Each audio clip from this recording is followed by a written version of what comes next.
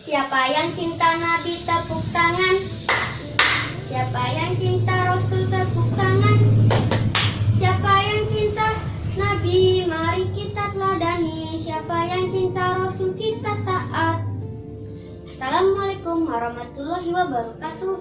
Saya Batrisya Putri Hujarini. Kali ini akan membagikan kisah Nabi Muhammad SAW merupakan panutan bagi semua umat Islam. Berikut ini adalah kisah Nabi Muhammad SAW tentang masa kelahirannya. Nabi Muhammad SAW lahir di kota Mekah pada hari Senin 12 Rabiul Awal tahun Gajah. Tepatnya 2 bulan setelah pasukan Gajah menyerang kota Mekah. Orang tua Nabi Muhammad bernama Abdullah bin Abdul Muthalib dan Aminah binti Wahab. Ayah Nabi Muhammad sendiri adalah seorang saudagar yang sering berpergian ke negeri Syam. Ketika singgah di Madinah, beliau dalam keadaan sakit sehingga akhirnya beliau wafat dan dimakamkan di sana. Sebelum kelahiran Nabi Muhammad, ayahnya yaitu Abdullah meninggal dunia. Setelah Nabi Muhammad lahir, beliau diserahkan kepada Halimah Sa'diyah untuk disusukan. Pada saat itu bangsa Arab mempunyai kebiasaan untuk menyusukan anak-anak mereka kepada perempuan yang ada di desa. Tujuannya adalah agar anak-anak tersebut dapat tumbuh dan berkembang di lingkungan pedesaan yang memiliki udara yang masih bersih. Nabi Muhammad tinggal bersama ibu susuannya yaitu Halimah selama 4 tahun di dusun Bani Sa'ad. Ketika Nabi Muhammad berumur 6 tahun, Nabi kembali pulang ke rumah ibundanya. Setiap tahun Nabi diajak pergi ke Madinah untuk berziarah ke makam ayahnya, sekaligus berkunjung ke rumah sanak saudaranya. Dalam perjalanan pulang di suatu tempat bernama Abwa, yaitu sebuah desa yang terletak antara Mekah dan Madinah. Ibunda dari Nabi Muhammad jatuh sakit dan akhirnya meninggal dunia di sana. Sejak saat itu Nabi Muhammad SAW menjadi yatim piatu yang kemudian diasuh oleh sang kakek yaitu Abdul Muthalib.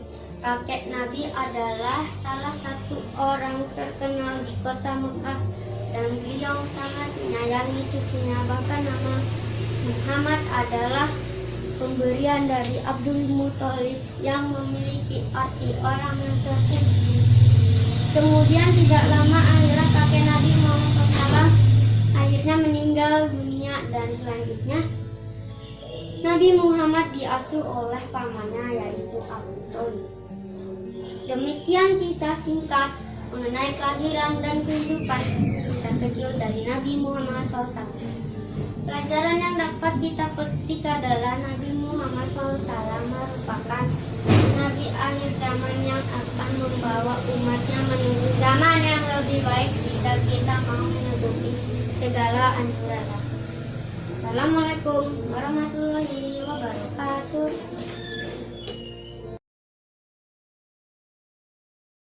Assalamualaikum warahmatullahi wabarakatuh. Nama saya Nabila Ika Nafisa kelas 5C. Nomor absen 22.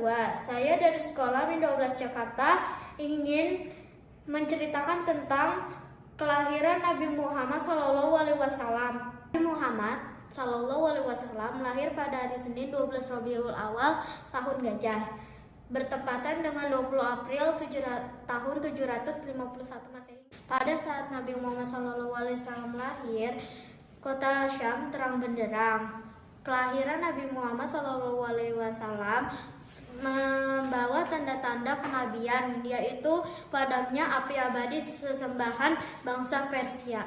Setelah itu suku Quraisy diundang oleh sang kakek yang bernama Abdul Muthalib untuk mengadakan selamatan sang cucu. Sang cucu diberi nama Muhammad yang artinya orang yang terpuji.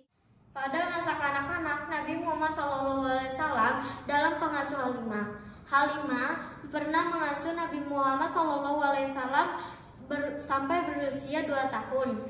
Halimah mempunyai 4 anak dan Halimah hidup sederhana.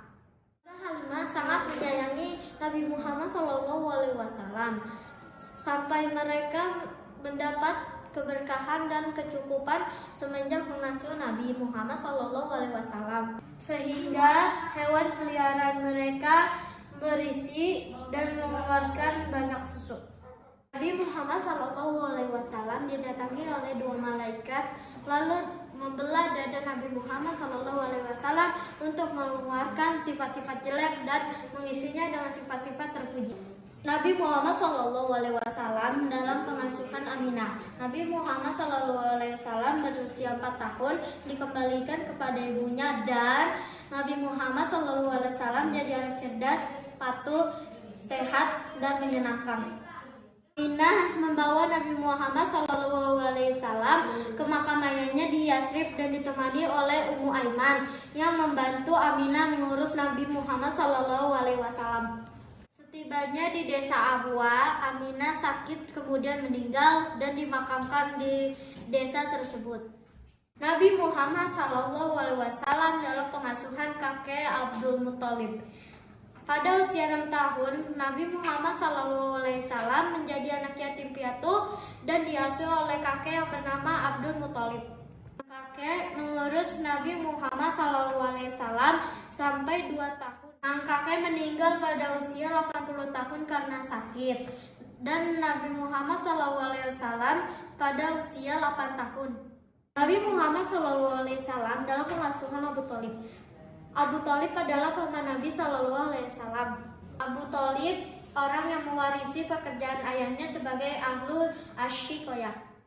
Ahlu Asyikoyah adalah pemimpin yang mengatur pembagian air zam-zam kepada tamu yang sedang beribadah haji. Abu Thalib mengasuh Nabi Muhammad sampai beliau dewasa dan menjadi rasul. Abu Thalib melindungi Nabi dari ancaman orang-orang kafir yang ingin mencelakainya.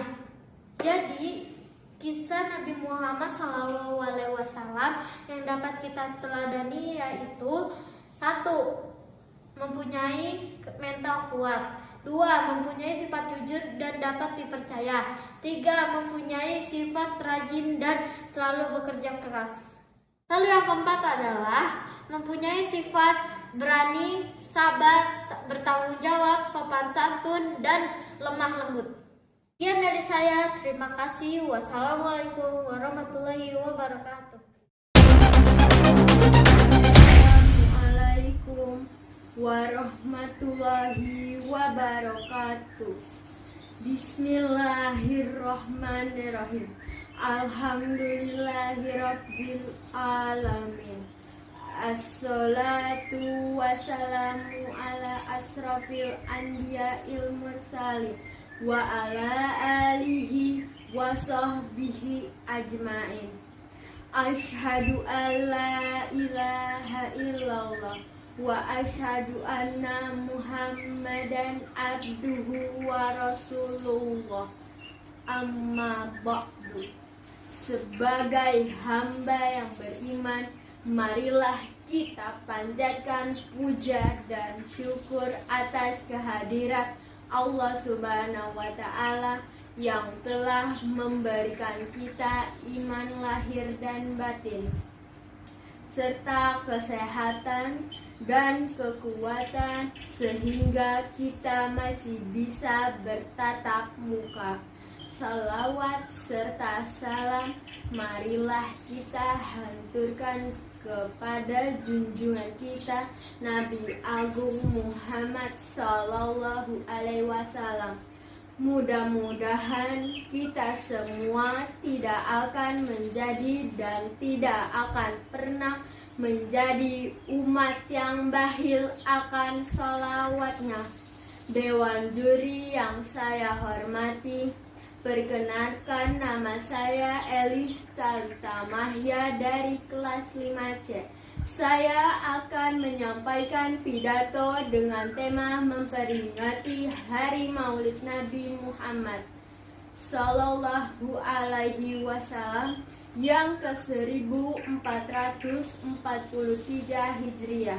Para pendengar yang budiman, peringatan Maulid Nabi ini bukanlah hal yang baru kita kenal. Bahkan Maulid Nabi ini sudah menyebar dan meluas di seluruh dunia dan tanah air.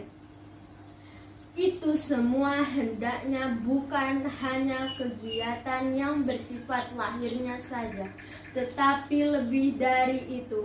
Hendaknya agar benar-benar merupakan kesempatan yang baik untuk kita mendalami dan meresapi secara mendalam arti dan makna dari lahirnya seorang nabi yang membawa petunjuk dari Allah yang Maha Agung. Tahukah kalian, di antara orang-orang yang paling bertakwa adalah orang yang menghormati hari lahirnya Rasulullah Shallallahu Alaihi Wasallam.